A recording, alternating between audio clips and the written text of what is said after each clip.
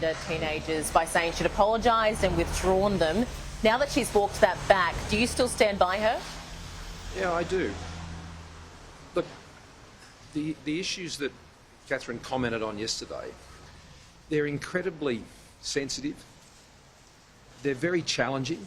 What we're talking about here is gender reversal surgery for young adolescents.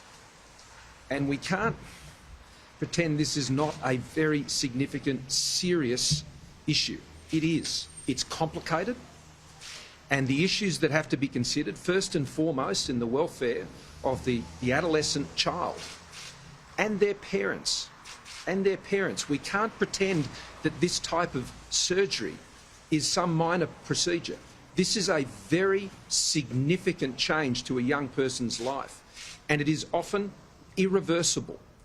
And I think ensuring that we understand what we're dealing with here is incredibly important. That's why our government and also state governments are so focused on ensuring that we get the right supports, counselling, psychiatric supports, but ultimately the supports for the parents and the family to make the best possible decision. Now, I'm sure many other Australians are concerned. This is a concerning issue. It's a troubling issue. And for us to pretend that it's a minor procedure, it's not. It is extremely significant, and it changes that young adolescent child's life forever. And so I think it's really important that we're very sensitive about those issues. I think it's very important we're sensitive about these issues. Very important. In Australia, people aged 18 and over, according to your own healthdirect.gov.au website, can undergo gender reassignment surgery. It can't happen to minors in Australia. Even at any other stage, this is serious change. It is irreversible change. Do you define it as surgical mutilation?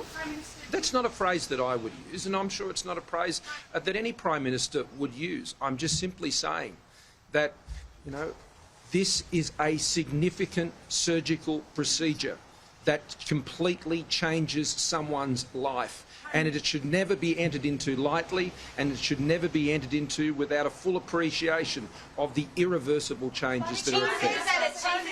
Prime Minister, Katharine Deves has said that it is the correct terminology to refer to that procedure as surgically mutilated and sterilised. If you stand by her, you must stand by her definition of that procedure. Will you engage with the fact as well that there are no adolescents that can have this surgery? You have implied, I'm not a surgeon. Prime Minister, you have implied that young people 18 and over enter into a fundamentally life-changing surgery lightly. You said it's not something to be taken into lightly. That implies... Well, it isn't something to be you're into implying lightly. that people No, I'm not implying that at all, Have you Claire. spoken to You're her about implying that. language? I'm not implying that. I'm simply saying, no, I wouldn't use that language.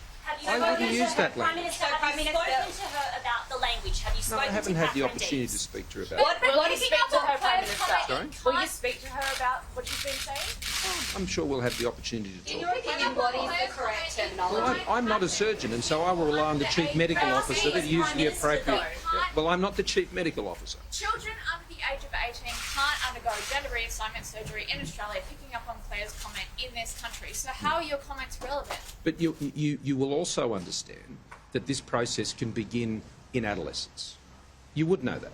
You would know that the process of discussions about gender and gender reassignment, the surgical procedure can't, but the process by which these discussions commence, and when issues of gender are being discussed with adolescents, that's when a process can commence. And these are issues that I have no doubt Australians are very concerned about, as parents are very concerned about. They should be dealt with sensitively. I deal with them sensitively, and my government will deal with them sensitively.